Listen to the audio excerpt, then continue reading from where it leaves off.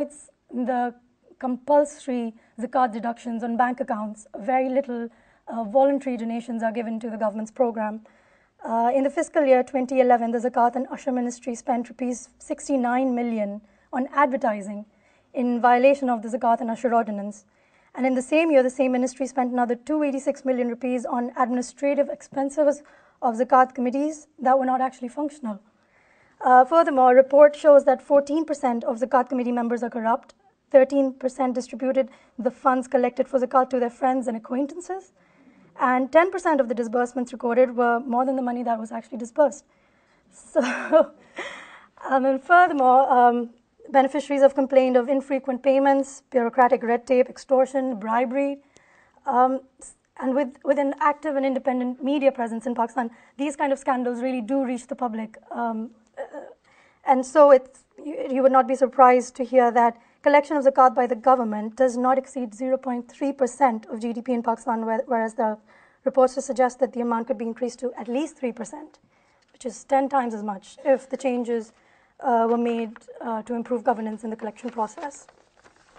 So that is not to say that the public in Pakistan is not generous. I would say quite otherwise. Pakistan leads South Asian countries in philanthropic giving as a percentage of GDP. And according to the National Survey on Individual Giving in 1998, Pakistan received 6 billion rupees as foreign aid in grants.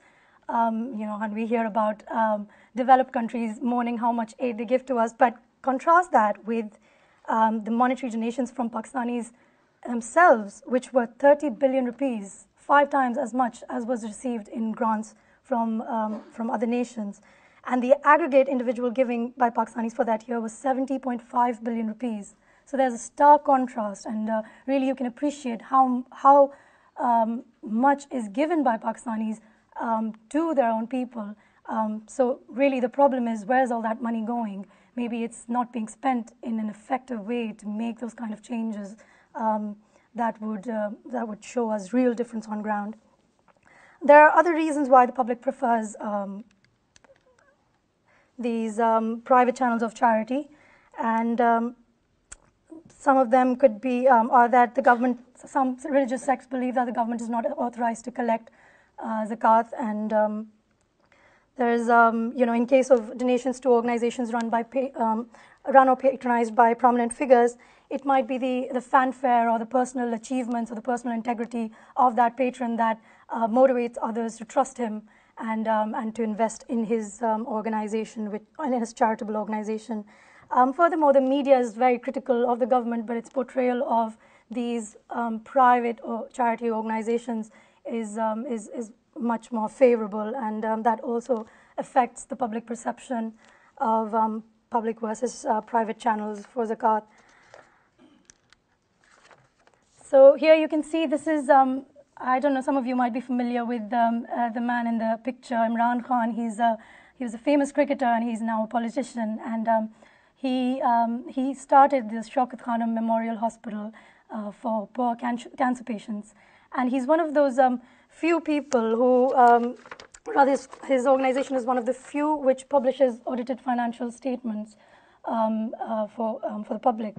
But this is Abdul Sattar Eidi. He is the most famous philanthropist in Pakistan, and his organization receives a majority of private charity in Pakistan. However, the Eidi Foundation does not publish annual reports or audited reports. So that would suggest that financial reporting does not really weigh in that heavily as for the general public in their decision to donate to a certain organization or to another. However, I wouldn't say that financial reporting is completely irrelevant.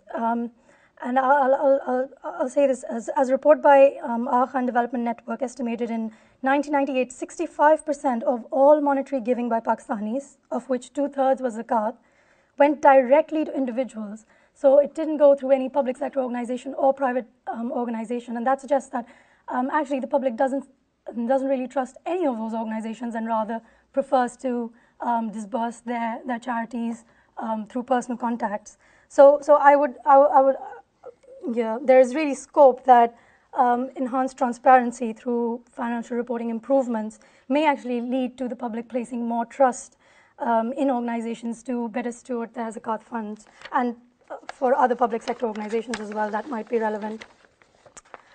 Although it seems that the hypothesis of whether financial reporting can improve public trust needs further exploration, I believe that countries which do have advanced financial reporting systems like New Zealand and the UK can really provide evidence of the impact of financial reporting on public trust.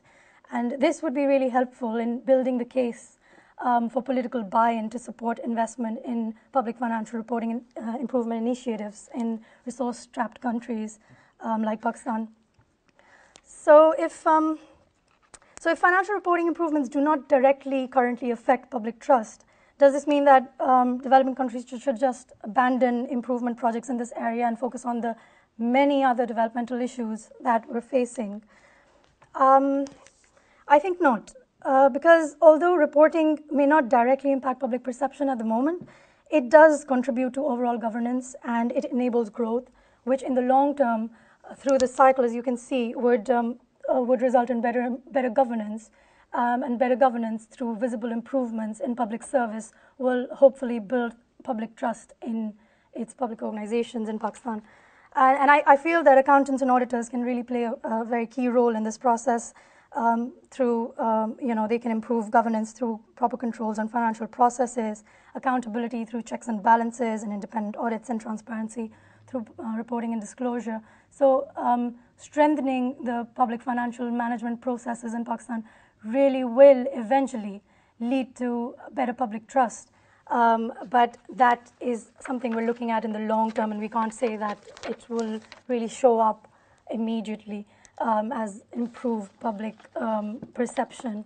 What I'd like to say here is that the common man really judges government sector's performance through the lens of its personal beliefs and through his experiences and observations and the external influences on his opinion, for example, through the media or through the word of mouth and how he's politically affiliated. And improving financial reporting will impact both the public's experience as well as external factors such as the media. However, to really be able to utilize that financial information and to hold their governments responsible, we can't underestimate the role of educating the public, because right now 44% of Pakistani population is illiterate, and a majority of those who are literate, including their political representatives, are not really equipped to interpret and